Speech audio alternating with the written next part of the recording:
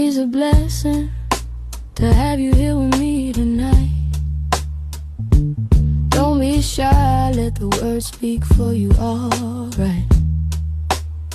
Come on, step in the light. Still good. Anyway, I'm gonna do my poem. Ain't no name. I just wrote it. Yeah, here we go. Let's go. I'm good. I mean, finally, I'm finally living in my light, right? No, nigga, wrong. I mean, I tried, but some of me died. And when my granny left, well, the rest of me, it dropped. Looking at her like, Lil, I can't live. And every day, I feel a different part of my heart stop. I mean, while chasing minutes, seconds, but nowhere to go, or all of a sudden, I get overwhelmingly hot, realizing I've been lost from the start and kind of out of pocket or whatnot. Like, what the fuck are you doing with yourself? Like Fox, chasing everything but the things you needed to. Like, nigga, the compass was invented way before the clock. And that time thing you think you got, buddy, you don't even got. I mean, why you still wandering? Look at you. I'm wondering. I mean, backwards, bending. Boy, you've been doing way too much shit just for the plot. I mean, pockets plump. Oh, you a pimp. But most of your soul is sour. I can feel it fleeing. Faith, that bubble you had, I can see it about to pop.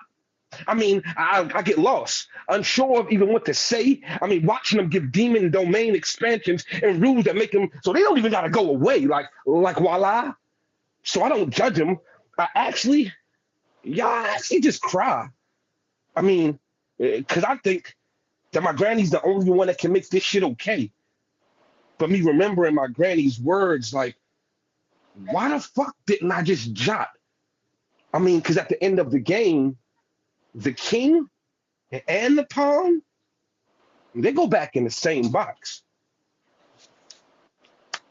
That's my piece. This next piece is dedicated to Men's Mental Health Month. Okay.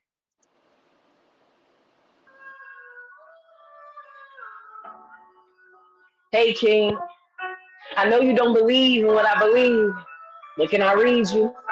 Yes, I do flip cards, might even cast a spell or two. But no, I am not those automated messages I know you see on IG claiming that spirit bestowed in your unknown hearts that they got something to tell you. I am real right here, and I want to get personal with you. Because I see and feel your energy, and it tells me that you ain't never been loved before. You've simply been enabled. And what that means is somewhere along the lines, your parents dropped the ball. They let the streets run you. Stay claiming women as bitches and hoes, but you more ran through than these niggas when they told them they hoes. So y'all niggas get y'all backs blown out too. And I know your daddy never taught you what it truly means to be a man. Instead, he taught you what it's like to suppress your femininity. I bet he told you that men don't cry.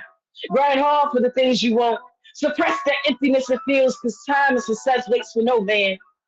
And your mama, oh, I bet that lady coddled you. She's so used to ignorance and abuse that even when she saw your eyes reflect evil and sin in her head, that's what it truly means to be a man. I think we need to listen to Kendrick more, because you niggas is glitching and ain't nothing in your brains right now but static, because your antennas ain't never facing the right direction. So we gotta turn this TV out, because the TV on with no viewer's discretion, and even remote can't change the channel if you lack parental control.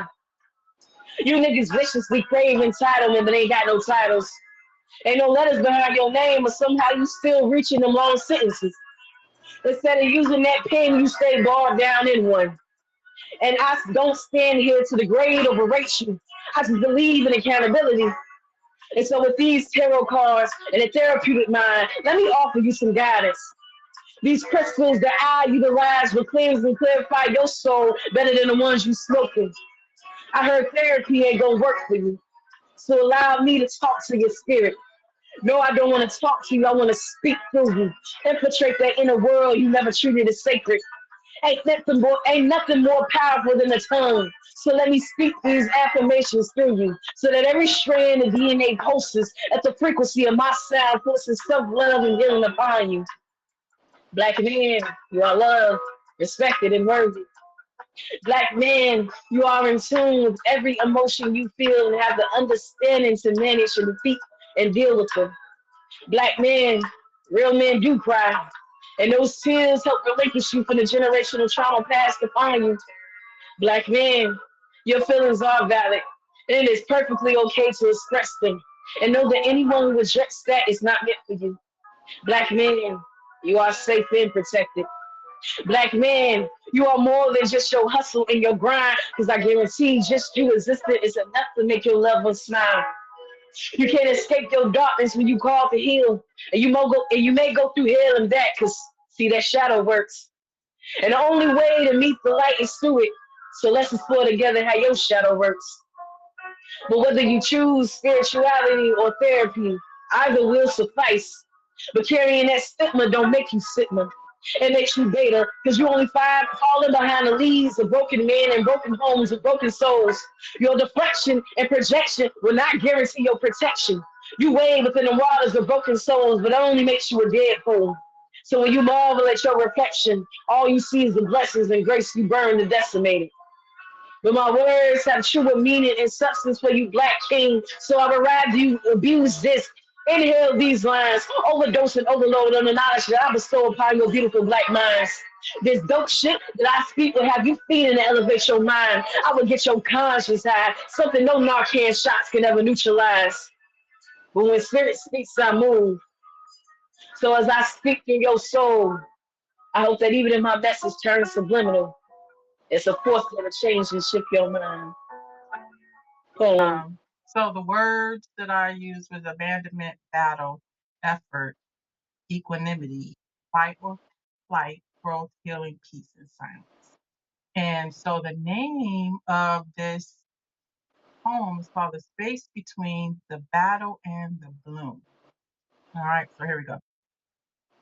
Healing comes in layers, in silent wars and conversation nobody hears, and tears nobody catches, in prayers whispered so low even God leans forward to listen. See, my life changed the day I understood that abandonment doesn't always look like somebody leaving. Sometimes abandonment is standing in the mirror and walking away from yourself, ignoring your needs, silencing your voice, shrinking your light so other people could shine brighter. That's the first wound, the one nobody sees. And from that wound, the battle begins. Not with them, with you. A battle between who you are and who pain convinced you to become. A battle between self love and self doubt. A battle between faith and fear. A battle between staying and running. Because trauma teaches us two survival languages: fight or flight. Fight for people who don't deserve access, or flee from people who actually do.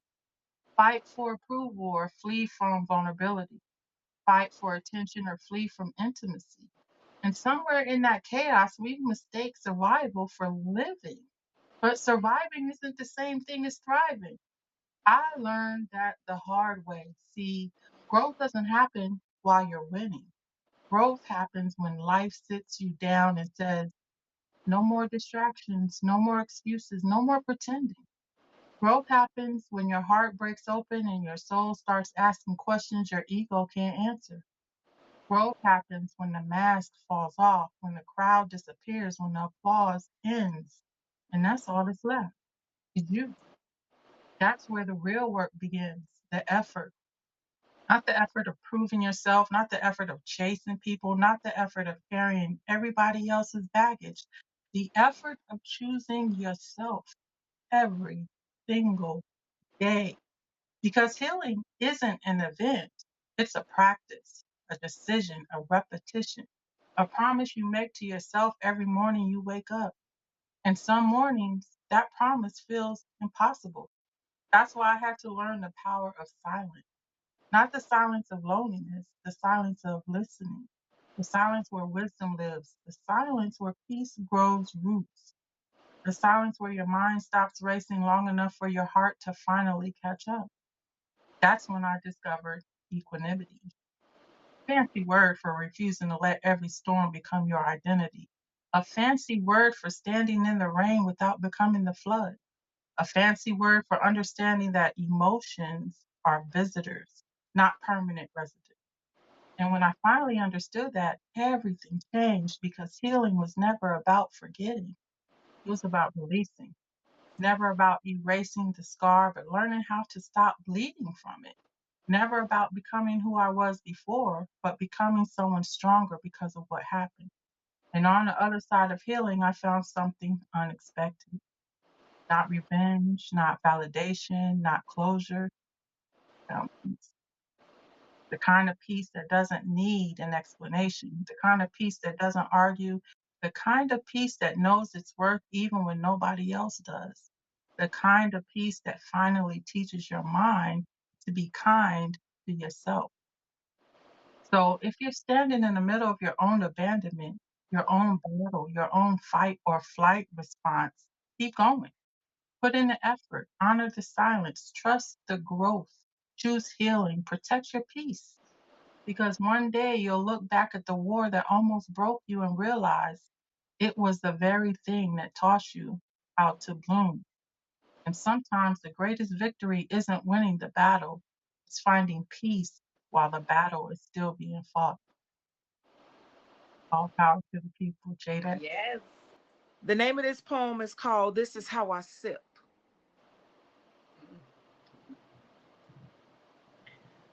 I don't sip tea. I don't sip truth.